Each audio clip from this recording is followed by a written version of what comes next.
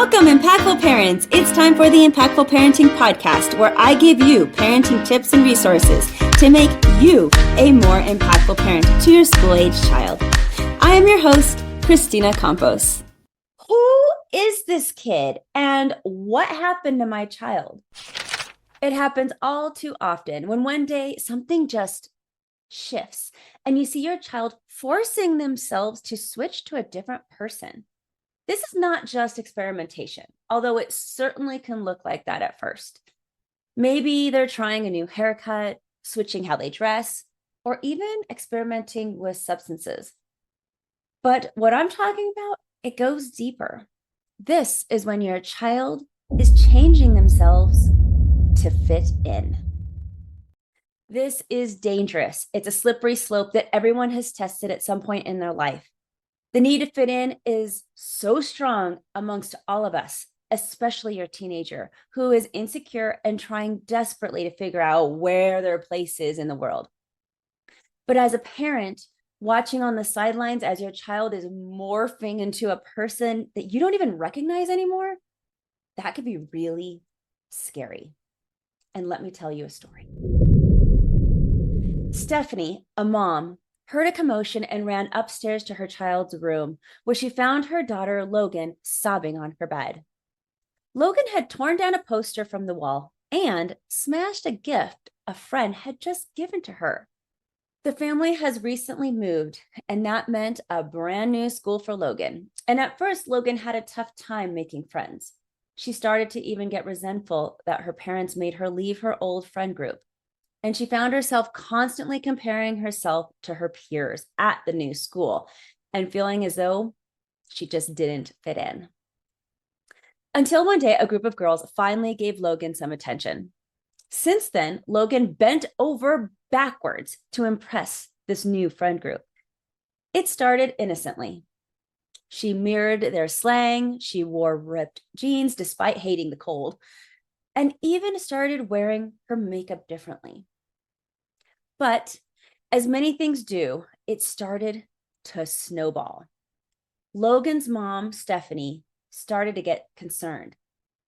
Logan stopped doing some of the things that she loved. And slowly, Stephanie watched as her daughter took on a whole new personality.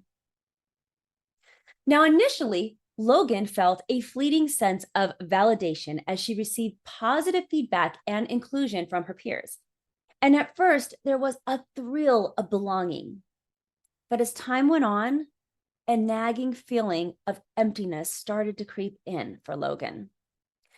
In her quest to fit in, Logan slowly began losing touch with the true interests that she had, her values, and even her identity.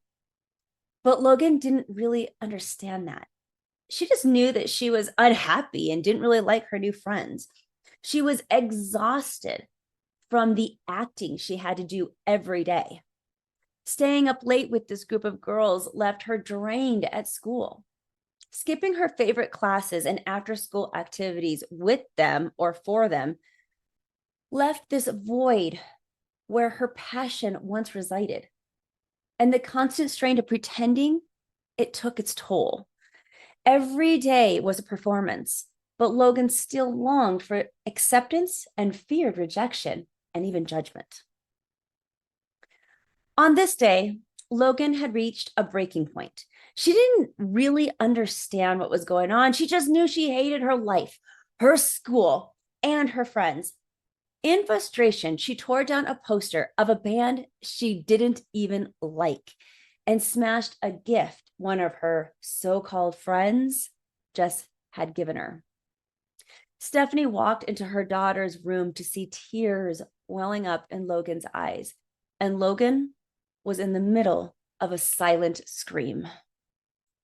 Hello, my name is Christina Campos, and today I want to give you some tips for helping a child who wants to desperately fit in. I'm the founder of The Impactful Parent, and I help parents of school-age children who want to be one step ahead of their kids to turn their chaos into connection with their adolescent. Today is the Impactful Parents Question and Answer Thursday.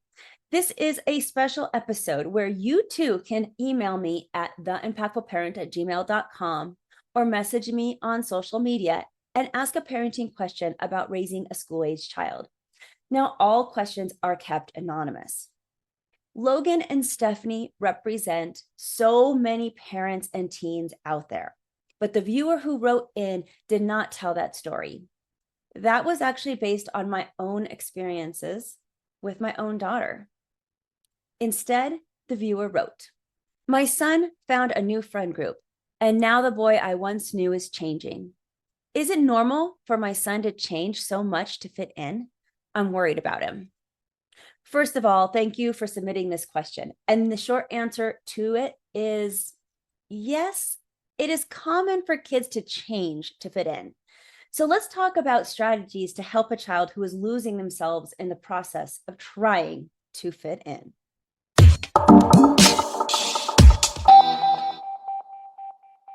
First, we need to warn our kids about fitting in. We actually don't want our kids to fit in. Let me explain. Fitting in stems from a need to feel accepted and to belong. But fitting in refers to the act of conforming to a group to be accepted or approved by other people. It involves changing our behaviors, changing our beliefs, even changing our appearances to match those of the group. Now, belonging, on the other hand, refers to a deep sense of connection and acceptance within a group of people. Belonging is about feeling accepted, respected, and valued for who you are without the need to change or to pretend to be somebody else. The need for belonging is so fundamentally a part of human nature as it fulfills our social and psychological needs. Our need for belonging as people is so strong that humans are made to be a part of a pack. And belonging brings connection, happiness, social support, understanding, encouragement, and enhances our ability to deal with stressful situations. Belonging brings feelings of self-worth. It gives us a sense of purpose. It increases our resilience. It makes us feel secure. And even it inspires us. Belonging is crucial for emotional well-being, self-esteem, and growth. But too many times, our kids want to belong so much that they resort to fitting in. We all have been there, but that doesn't mean that we want our kids to experience fitting in for too long. So let's talk about strategies for helping our child get out of the whole fitting in thing. Here are 5 strategies you want your child to strive for to foster a sense of belonging rather than simply trying to fit in. Number 1, seek out like-minded communities. Number 2, embrace their authentic self. Number 3, foster inclusive relationships. Number 4, practice empathy and listening. And number 5, contribute to their community. Now, again, those are the goals, but how do parents encourage their kids to reach those goals? So let's talk about some strategies for that. How parents can help children feel that sense of belonging. Well, the first thing that a parent can do is put their child in groups where they will meet other people with similar interests. After-school activities outside of school may be important if your child cannot find clubs and sports during their school or at their school that are going to make them feel like they can let their guard down and they find a group they click with. That means we're going to have to take initiative as parents to put them in outside activities to help them find those subgroups they need so that they can feel like they belong. Another thing a parent can do is create a safe and accepting environment at home. Foster an open and non-judgmental atmosphere at home where your child can feel so comfortable expressing themselves that they can let their guard down. Encourage open communication, active listening, and empathy to create that safe space so that they can be authentic without the fear of criticism or rejection. Parents can also help their child develop a positive self-image and gain self-worth by affirming their strengths talents, and unique qualities. So encourage your child to embrace their individuality and teach them that they are worthy of love and acceptance. This means very little teasing by the parents and being very flexible with allowing your child to express themselves in ways that they want to, with their clothes, their music, their makeup, and even their bedroom decor as much as possible. Parents can also encourage independence and self-discovery. Support teenagers by exploring their own interests, passions, and values. This means you must drop your own agenda. Too many times parents think that they know what is best for their child, but you also must balance that feeling with encouraging them to pursue their own activities and hobbies. Parents can help children by teaching them critical thinking and media literacy. Help teenagers develop critical thinking skills and media literacy by navigating societal pressures and stereotypes with them. Encourage them to question societal norms and media messages that promote conformity, helping them understand that true belonging comes from staying true to themselves rather than conforming to societal expectations. Parents can help their child by modeling their own authenticity and belonging. Be a role model for your child by demonstrating authenticity and a sense of belonging in yourself. Show them that it's okay to be true to who you are, even if it means a smaller friend group or accepting some teasing from some friends or family, or being unapologetically themselves out in public. And parents can help their child by encouraging volunteer work and contributing to the community. Encourage acts of service, support, and giving back to the community to enhance that sense of belonging. It is amazing what volunteer work can do to how you feel inside. By contributing your skills and time and resources to a larger cause, you establish meaningful connections with others who share a common purpose. And a lot of times, parents need to do this with their child. Get them started. Don't just send them off alone. Do it with them. Hold their hand for a bit until they're comfortable volunteering as an independent person. And lastly, it's important that parents self-reflect and make sure that they're not contributing to part of the problem. And I know this is difficult to hear, but no parent is perfect. So we usually can improve.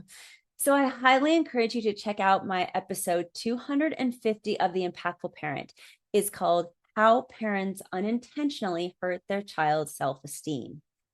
This is an amazing episode that'll help you discover any oops in your parenting that could be contributing to your child's need to fit in. So check it out with the link below. Thank you for joining me today. Remember that this episode is just one small part of what The Impactful Parent offers. Also available are online courses, parent support groups, coaching services, and the Impactful Parent app. And you can check all that out by going to theimpactfulparent.com. But become a more impactful parent by downloading the Impactful Parent app. The Impactful Parent app is free, so you can carry help, tips, and parenting resources right in your pocket, discover new techniques to make your parenting more effective, and get parenting resources just to make your life easier. Download the app today. You got nothing to lose because it's free to download. So you can go to theimpactfulparent.com or your phone's app store and download it from there, so that you can figure out if you need to step up your parenting game to become a more impactful parent. But until next time, you got this.